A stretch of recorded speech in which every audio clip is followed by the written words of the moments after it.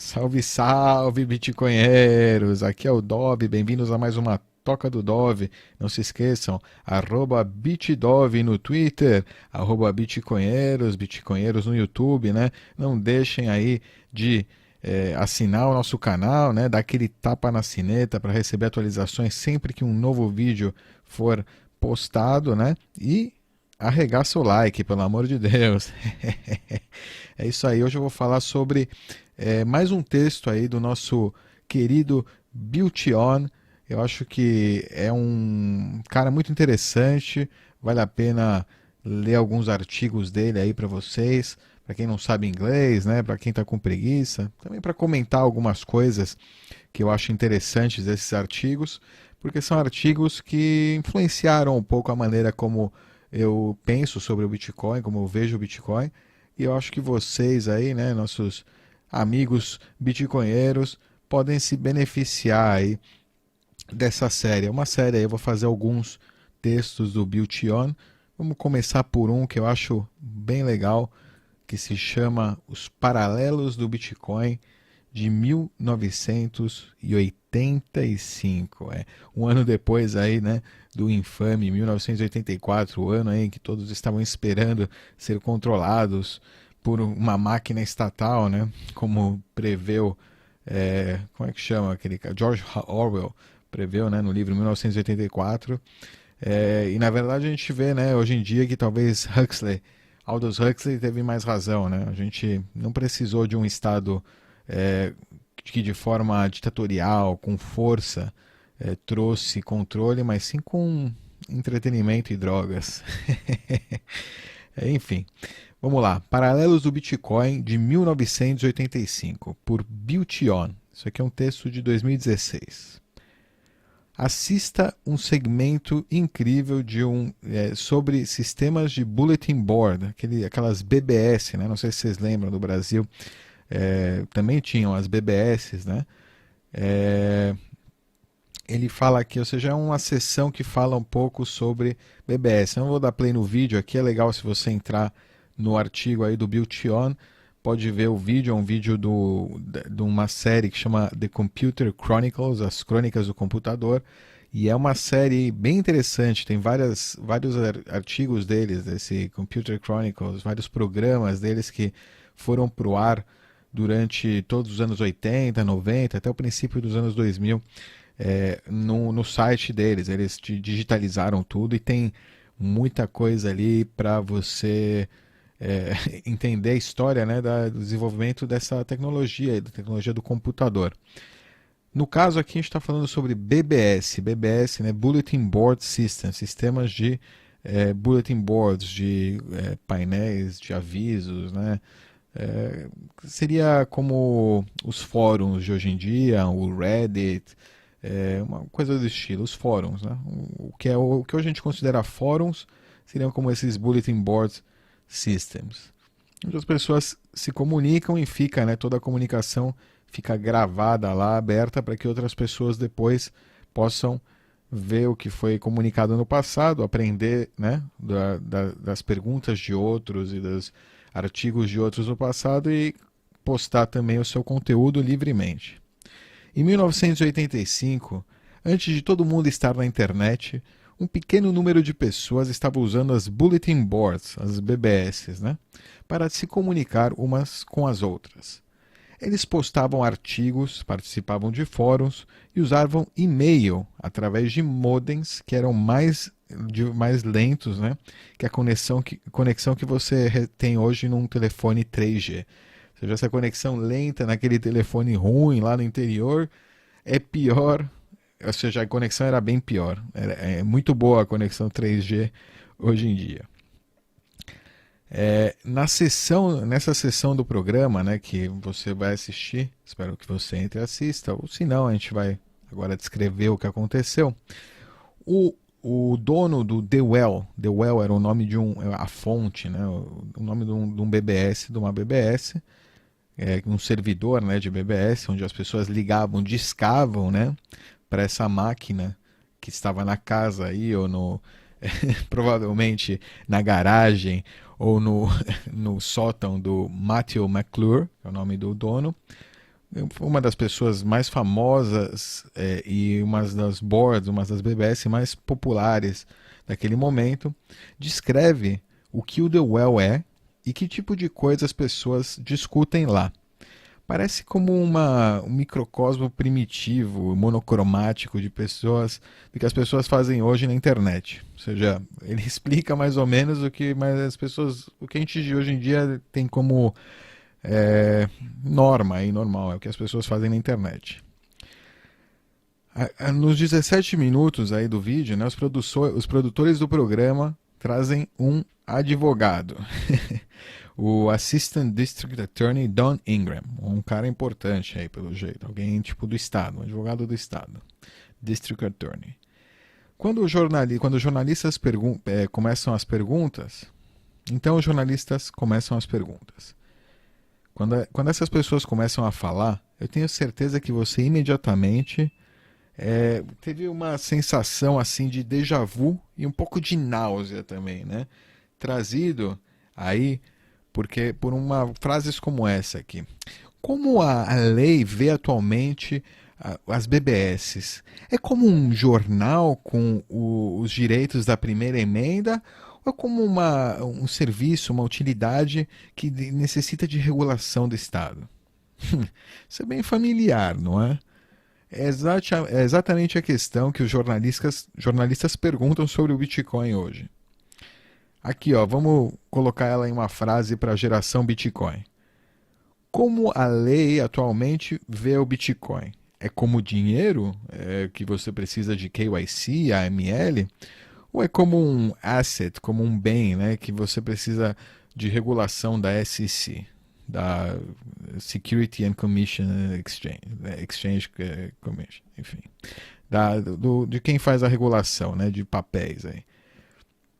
O que você presenciou aqui, o que você testemunhou aqui, deve ter você, né, em choque. Né? Os jornalistas de hoje, 31 anos depois depois que o programa foi transmitido, estão vindos, né, com novos usos de software, com exatamente as mesmas questões e pensando que estamos em 1985. Não tem diferença no tom, não tem diferença nas assumptions, nas presunções, né? Que o governo tem o direito de regular tudo, ou que o uso, né, do apelo para o medo, ou aquele uso, né, do apelo para o medo nas suas perguntas, como que a gente vai poder, né, as pessoas vão poder usar isso livremente, sem regulação, e agora o que vamos fazer, né, se não regularmos? Jornalistas não progrediram nada em 30 anos. O mundo moveu, seguiu, mas eles continuam presos no meio do século XX. Isso deveria ser muito disturbing, deveria te incomodar muito qualquer pessoa envolvida em software. Mas ao mesmo tempo, é muito reassuring. Então, vocês deveriam se sentir reafirmado. A internet livre, aberta e não regulada aconteceu. Assim como o Bitcoin livre, aberto e não regulado acontecerá e seguirá. Não há nenhuma maneira dessas pessoas, né, acompanharem com a transformação inevitável que está a caminho, porque a profissão delas e o pensamento que é o padrão e é estagnante ficou tipo preso, ficou parado no século passado. Perceba também que o exemplo que o advogado, o Sr. Don Ingram, dá para uma ameaça, né, é a pornografia infantil. Esse é a frase, né, o trigger, é o disparador que desde então, desde 1985, graças que acontece que está aí desde 1985. Desde 85 essa é né, precisamos regular o livre o speech, né, o nosso discurso, a expressão, porque pornografia infantil. Sempre, né? Essa é a frase disparadora. Isso é o que ajuda, né, a passar qualquer lei. Qualquer mãe preocupada Óbvio, ninguém gosta de pornografia infantil na internet em nenhum lugar. Mas não é por isso que a gente tem que acabar com as nossas liberdades, né? E aqui ele fala, né? O Bill Chion fala que, apesar de que graças ao Edward Snowden, né, esse trigger, esse disparador está perdendo a sua efetividade, sua eficácia. O mundo de 1985 tinha surveillance, tinha tipo, podia, né, monitorar todos os faxes, telexes e, né, chamadas telefônicas. Ninguém sabia disso. E as pessoas ainda eram inocentes sobre o Estado e o mal que ele estava fazendo. Poucas pessoas né, sabiam naquela época o que as letras, né, NSA, National Security Agency, né, que hoje todo mundo sabe o que significavam. Ou seja, ninguém nem sabia que existia essa agência aí que estava monitorando os indivíduos, né, acabando com a privacidade dos indivíduos. Hoje, claro, todo mundo sabe sobre, né, a NSA e o que eles estão fazendo já há décadas. Todo mundo, né, odeia isso e acha que foi violado. Ninguém gosta, né? Acha que a sua privacidade foi violada desde o homem lá na rua, qualquer pessoa, até o Tim Cook, que é o CEO da Apple, que, né, se prontificou e disse que eu vou proteger os 74,5 milhões de usuários do iPhone no mundo, né, de monitoração, de surveillance invasiva e não ética. O McClure que a gente estava falando, que é o dono aí do The Well, da BBS de 1985, faz um bom caso aí para os operadores do sistema, as pessoas que têm o sistema de BBS, que operam o sistema, sejam livres de liability, de responsabilidade. E ao seu crédito, e para o crédito do Don Ingram, ele também faz o caso, ele também defende, né, que os donos não sejam responsáveis por o que é postado em seus sistemas. Ou seja, ele entende que não né, eles não podem censurar o que é postado nos sistemas. Mas então, rapidamente, ele destrói a sua credibilidade dizendo que se instruções de texto que ele não aprova ou são disseminadas por BBS, elas devem ser retiradas, ou seja, censuradas. Ou seja, se é reativo, se é descoberto, deve ser retirado. Essa linha, né, tá em cara é similar à dos DAs de hoje em dia, dos advogados aí do estado de hoje em dia, que, né, prendem para a vida inteira pessoas como Ross Ulbricht, que foi, né,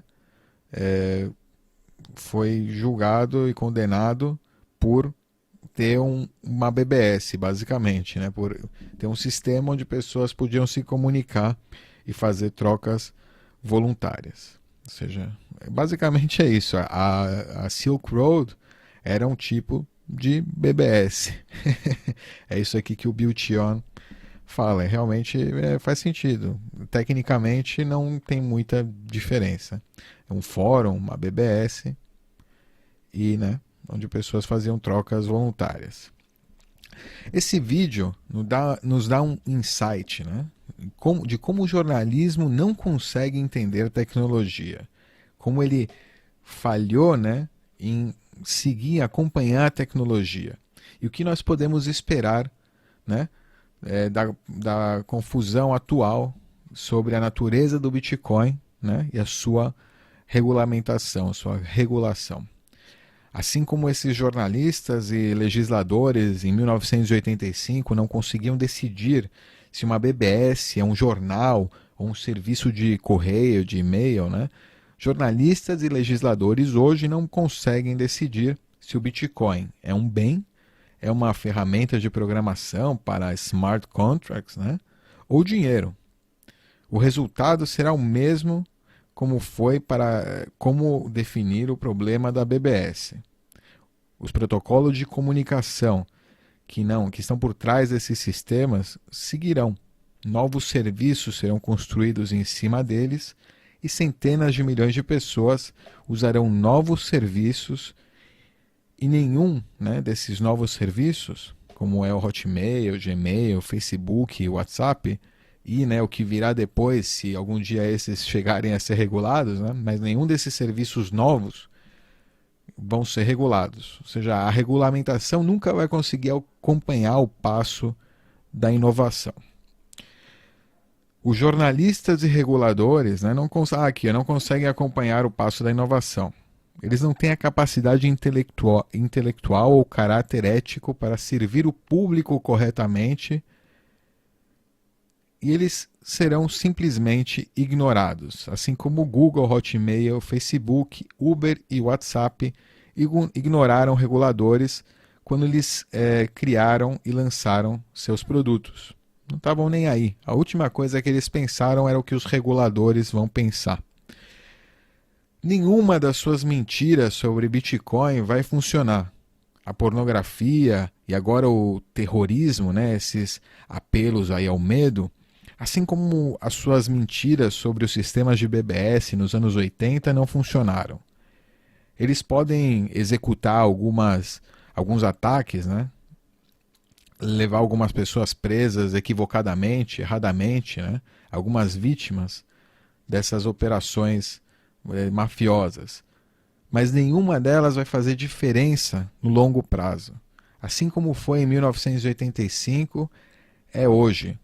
Apenas mais acelerado, porque a internet, né, ela aumenta a inovação, né, ela multiplica a inovação milhares de vezes mais rápido do que ela acontecia em 1985. Essa é a fonte central de confiança na transformação, onde o mundo se move, né, de um sistema de mediação, de interação humana, para um novo sistema que é mediado por software. É isso aí. Built On aí no HackerNoon, link na descrição. Por hoje é só, galera. Assistam o vídeo aí dos BBS, uma viagem no tempo aí para 1985 e para ver como a mídia sobre tecnologia e os reguladores e toda a história aí não mudou absolutamente nada em mais de 30 anos aí que a gente já tem, né, essas inovações acontecendo e tem pessoas que ainda têm medo, né, que ainda acham que existe alguma forma de frear a inovação humana. É isso aí, galera. Bitcoinheiros, até a próxima. Tchau.